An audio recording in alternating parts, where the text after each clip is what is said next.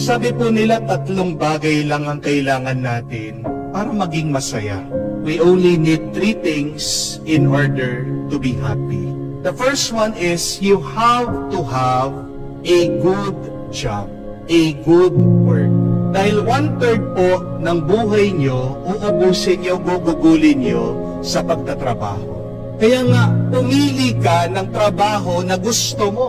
Pumili ka na gagawin mo na pinapasaya ka. Pumili ka ng gagawin mo na suswelduhan ka ng mahusay. Amen? Dahil pag gusto mo, mahal mo yung ginagawa mo, hindi ka mapapagod, hindi ka mangangawit. Yan ang magpapalakas sa iyo. Find a good job. Find a good work. Pero pangalawa, find a good spouse. Maghanap ka ng mabuting asawa. Ano po ang mababasa nyo sa Book of Proverbs?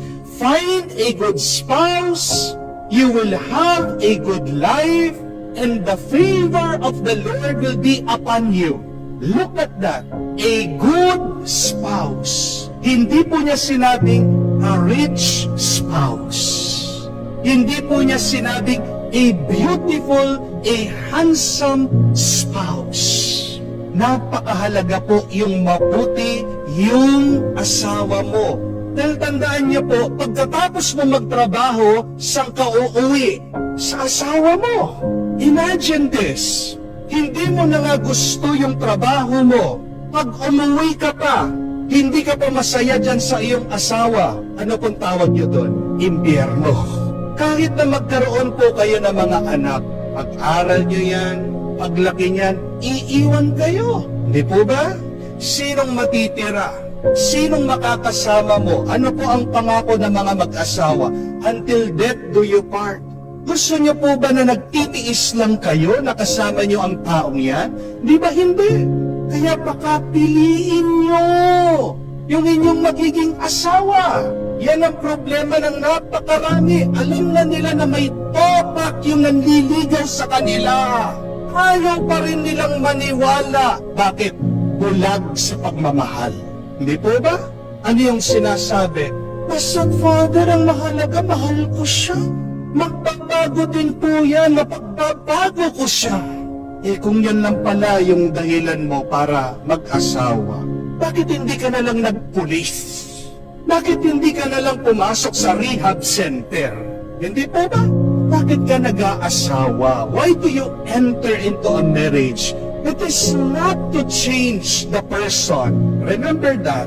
But primarily because you love the person. And how do you know that you truly love a person? If you can be patient with that person. If you can forgive that person unlimitedly. Napakahalaga po nun. At napakahalaga din, alam mo na tunay kayong nagmamahalan pag merong pagbibigayan. Hindi po totoo yung sinasabi ng iba, basta Father, mahal ko siya, okay lang, bibigay ko ang lahat. Na walang sukli, mahirap po yun. Kasi mapapagod at mapapagod ka. Mangangawit at mangangawit ka. Kauubusan ka. Amen? Ano ka magpapatuloy sa iyong pagmamahal kung hindi ka rin pinupuno ng iyong minamahal? Matitiis mo ba na ikaw lang palaging nagte-text sa kanya, hindi ka sinasagot? Anong tawag niya doon sa isang tao na kinakausap ng kinakausap pero hindi sumasagot ang kanyang kinakausap? Hindi ba sira ulo yun? My dear friends, find somebody who will return the love that you give. Kahit paano, pakapiliin niyo. Having a good spouse means having a good life. Amen? Third and last, find a good bed. Maghanap ka ng maganda, mabuti, komportableng higaan. Bakit po?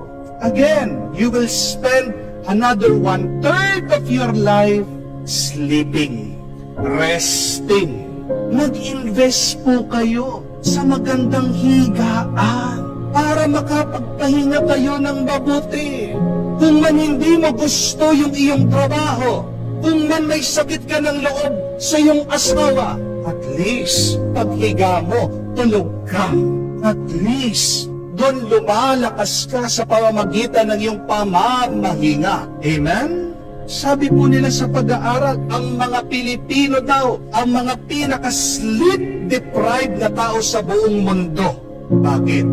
Palagi po tayo sa social media. Palagi inuubos lahat ng palabas sa TV. Ngayon, ang YouTube 24/7, merong pang games. Sleep deprived. But have you noticed, what is the effect of your lack of sleep to you? Pag kulang ang iyong pahinga, pagkagising mo, cranky ka, irritable ka, mainit ang ulo mo, wala ka sa mood, nanghihina ka. Amen? How can you have a happy life if you do not feel good bodily, physically? Amen? So find a good bed so that when you are rested, you can become excited. Amen? Ang tanong ko po sa inyo, sino po sa inyo ang meron ng tatlong ito? Mabuting magandang trabaho, mabuting asawa, masarap komportableng higa. If you have all of these three, congratulations. You are blessed. Amen? Kasi minsan, sa buhay, hindi mo naman mape-perfect ang tatlong yan. Kung minsan, kahit na maganda yung trabaho mo, pagka-uwi mo, hindi kayo magkasundo ni Mrs. o ni Mr. Amen? Marami po tayong mga kapatid na OFW nasa ibang bansa. Ang ganda po ng pasweldo na trabaho nila. Pero malayo naman sila sa pamilya nila. Hindi nila makasama. Kung uuwi sila doon sa kanilang tirahan, parang ahanan para daw lungga ng daga. Napakasikip. So if you have all of these three, you are blessed.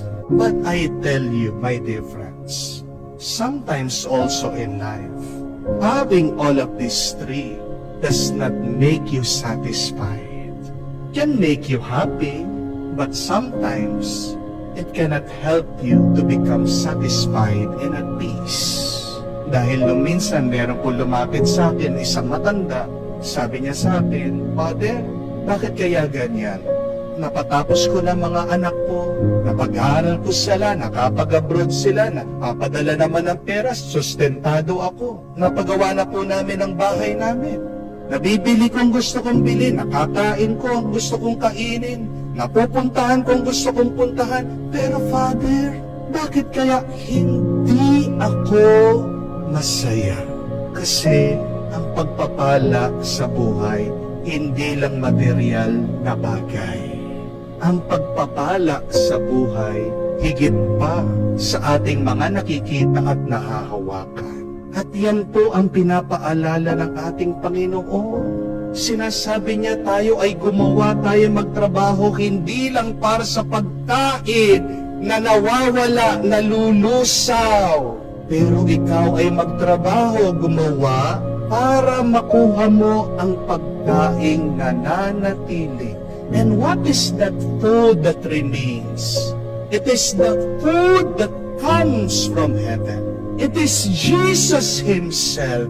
It is a reminder to all of us, my dear friends, that a blessing without God is no blessing at all. A grace without Jesus is no grace at all. Maaring nasa iyo na ang lahat ng inaasam mo, pero pag wala pa rin ang Diyos, meron pa rin kulang sa buhay mo.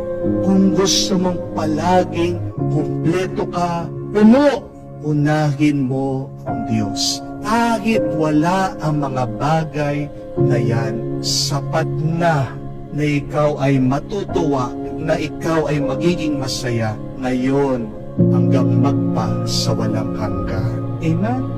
Ano ang sabi ni Jesus?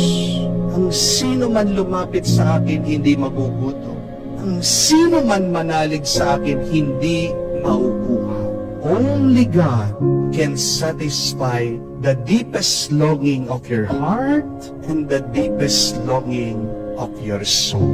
Amen? Yes, my dear friends, 3 things can make you happy. A good job, a good wife, husband, and a good pet. But remember this, it only takes one to give you joy. It only takes one to satisfy you. It only takes one to give you peace. And there is nothing else than